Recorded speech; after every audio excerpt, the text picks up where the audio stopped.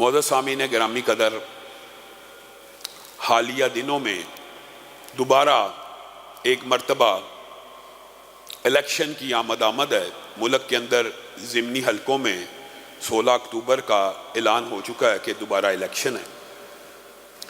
میں اس حوالے سے چند گزارشات کو آپ لوگوں کے سامنے رکھنا چاہتا ہوں۔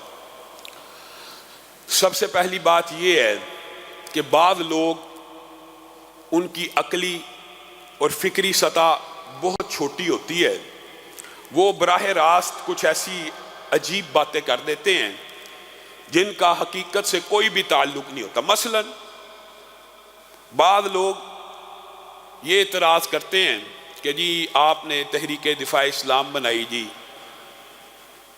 بعض لوگوں کا اعتراض ہے جی شہرت کی وجہ سے۔ میں تحدیث نعمت کے طور کے اوپر، صرف تحدیث نعمت کے طور کے اوپر اور بغیر فخر آپ کے سامنے یہ بات رکھنا چاہتا ہوں کہ اپنی دینی اور نجی مصروفیات کی وجہ سے میں ٹی وی، جو مین سٹریم ٹی وی اور پی ٹی وی جیسے چینلز اور سما جیو جیسے چینلز کو بھی اپنی دینی اور نجی مصروفیات کی وجہ سے وقت نہیں دے پاتا، اور اگر شہرت کا شوق ہو تو 7 کے 7 دن ٹی وی چینل مجھے لینے کے لیے تیار ہیں، لیکن بڑی مشکل سے ہفتے میں 1 یا 2 دن کا وقت نکلتا ہے۔ اور پھر اللہ کے فضل و کرم سے اس مسجد کے ممبر کے اوپر بیٹھ کے جو گفتگو کرتا ہوں، یہ بھی تحدیث نعمت کے طور پہ کہہ رہا ہوں، اس میں کوئی فخر نہیں ہے، وہ گفتگو چند دنوں میں کئی ملینز ویوز کراس کر لیتی ہے۔ تو شہرت کی مزید حاجت، مزید طلب نہ دل میں موجود ہے اور نہ اس تحریک دفاع اسلام بنانے کا مقصد یہ ہے۔ اور کچھ لوگ دوسرا اعتراض یہ کرتے ہیں کہ تحریک دفاع اسلام بنانے کا مقصد یہ ہے کہ سیٹ مل جائے، سیٹ کا شوق ہے۔ میرے بھائیوں، یہ بھی نہایت کم عقلی کی بات ہے۔ اس کی وجہ یہ ہے کہ دینی جو سیاست ہے وہ سب سے مشکل ہے۔ اسلام پسندوں کی سیاست اس وطن کے اندر، خاص طور پہ پنجاب کے خطے کے اندر، یہ سوچنا کہ میں اسلامی سیاست کر کے سیٹ لوں گا، یہ کسی جاہل کا نقطہ نظر تو ہو سکتا ہے، کم عقل کی سوچ اور فکر تو ہو سکتی ہے۔ سیٹ اگر لینے کی سیاست پاکستان اور پنجاب میں کامیاب ہے تو چاپلوسی کی سیاست کامیاب ہے۔ چند لیڈروں کے گن گائیں، ان کی چاپلوسی کریں، کسی بھی پارٹی کی ٹکٹ اور سیٹ آپ کے سامنے نچھاور کر دی جائے گی۔ اسلام پسندوں کی سیاست، دین پسندوں کی سیاست ایک مشکل اور کٹھن مرحلہ ہے، اور اس کو اس لیے چنا گیا کہ اے خاک نشینو اٹھ بیٹھو، وہ وقت قریب آ پہنچا ہے جب تاج اچھالے جائیں گے، جب تخت گرائے جائیں گے۔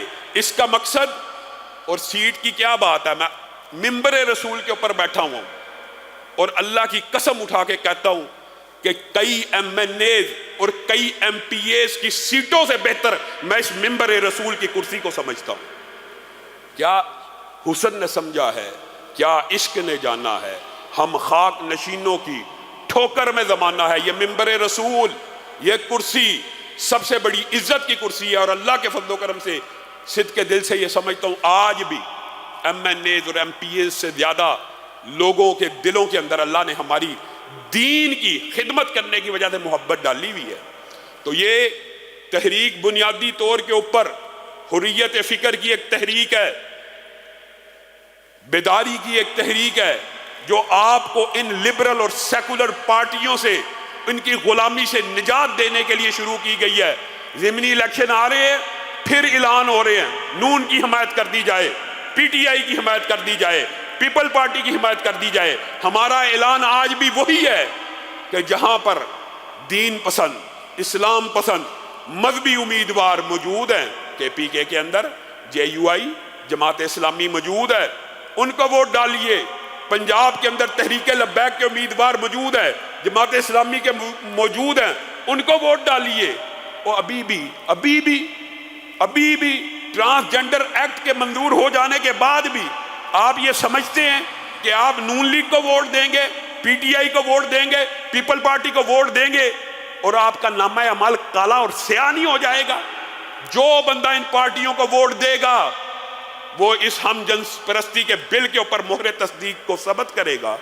یہ بات مشکل ہے، یہ بات زیادہ کٹھن رستے کی ہے، کہ آپ اسلام پسندوں کا ساتھ دیں، آپ دینی جماعتوں کا ساتھ دیں، آپ دینی تحریکوں کا ساتھ دیں۔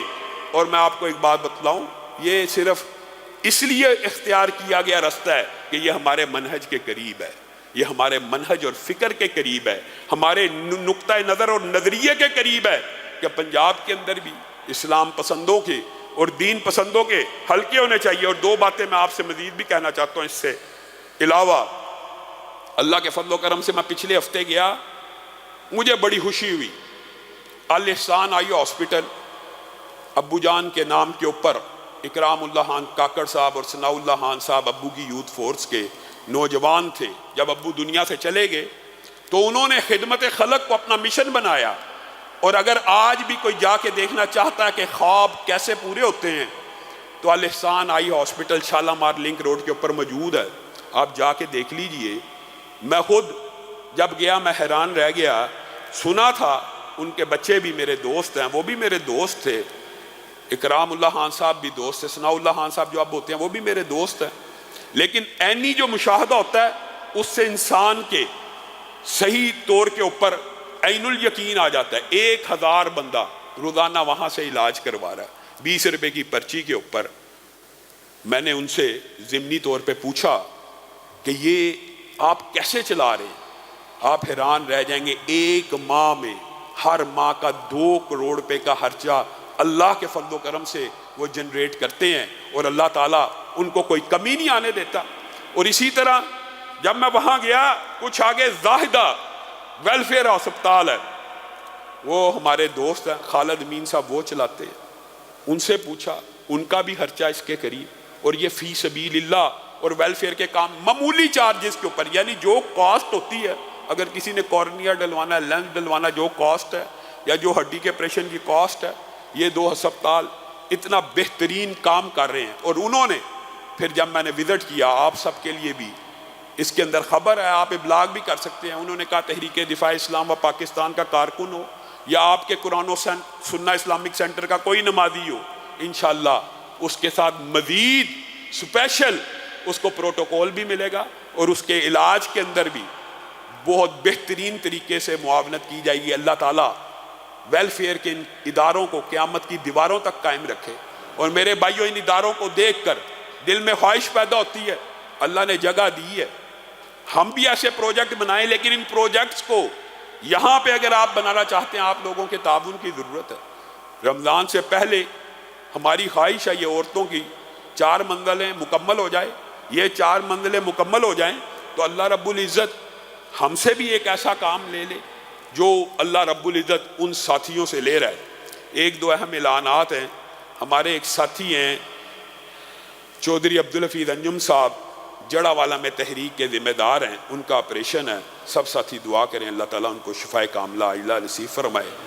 اور دوسرا ایک اعلان ہے، ایک باپ کی درد دل سے ایک درخواست ہے، اور عاجزانہ درخواست تھی جس کے اوپر میں لبیک کہتا ہوں۔ ایک بچہ نوجوان کم عمر کا 16-17 سال کا وہ فوت ہو گیا، اور باپ سے اس وقت اس کی لڑائی چل رہی تھی، اور باپ کے دل میں یہ کسک ہے کہ وہ میری وجہ سے اس نے اپنے آپ کو یہ نقصان پہنچایا۔ ہم سب ساتھی انشاءاللہ اس کا بھی غائبانہ نماز جنازہ ادا کریں گے۔ اللہ رب العزت جو کہا گیا، جو سنا گیا، اس کو سمجھنے کی توفیق عنایت فرمائے۔